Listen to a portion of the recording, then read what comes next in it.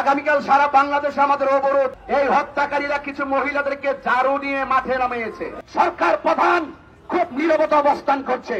আজকে long March two গাজীপুরে দেখতেছেন যে এই মানুষগুলো কারা এসেছে, এই মেসেজটা আমার প্রশাসনকে দেওয়ার দরকার। আগামীকাল সারা বাংলাদেশে আমাদের অবরোধ। সেই কর্মসূচিকে সফল করার জন্য সবাই যার যার জায়গায়। আজকে যারা এসেছে সব হলো আমাদের আহলে সুন্নাত ওয়াল জামাতের অধীনে যত অঙ্গ রাজনৈতিক অঙ্গ সংগঠন আপাবর জনতা রয়েছেন, পীর মাসেক রয়েছেন। আজকে শুধু তাদের প্রতিনিধিদের লং মার্চ টু গাজীপুর কথা বলেন। ঠিক আমরা একটা হিসাব মিলিয়েছি, ঢাকায় যদি জায়গা না থাকে, আমার মনে হয় টোটাল বাংলাদেশের আপামর জনতা যদি এই গাজীপুর ঢুকে, গাজীপুরের আয়তনটা আমরা দেখেছি, সেখানে আমাদের গাজীপুরে জনদুর্ভোগ তৈরি হবে।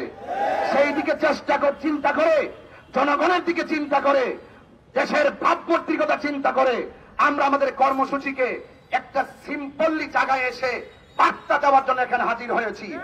প্রশাসন আপনাদেরকে অনুরোধ করব, আপনারা দয়া করে অনতিবিলম্বে হত্যাকারীদেরকে গ্রেফতার করুন।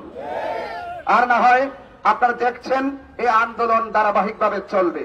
তো সেই জন্য আপনারা যারা কষ্ট করে এসেছেন, অনেক দরবার থেকে যারা এসেছেন, আমরা কি রইসউদ্দিনের হত্যাকাণ্ডের বিচার চাই?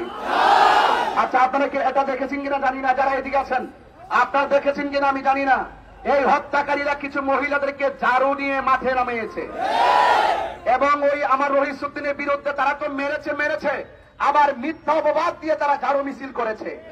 আমরা প্রতিবাদ করেছি, আবার দেখলাম যে তারা আজকেও ছবি ক্রসিং করে তারা রাজপথের মধ্যে ওই শহীদ রইসউদ্দিনের রক্তের সঙ্গে গাদ্দারি করতেছে। কথা বলেন ঠিক কিনা?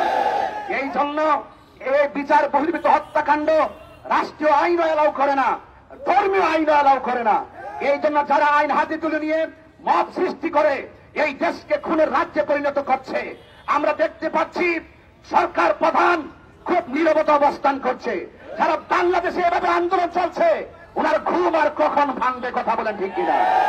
মিষ্টি মধুর কথা বলে রইসউদ্দিনের হত্যাকারীদেরকে পার পাওয়ানো যাবে না।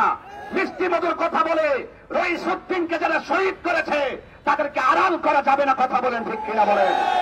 এই জন্য আমি অনুরোধ করব, ধর্মীয় উপদেষ্টাকে বলবো, অনেক বিবৃতি দেন, এই ব্যাপারে আপনার বিবৃতি নাই।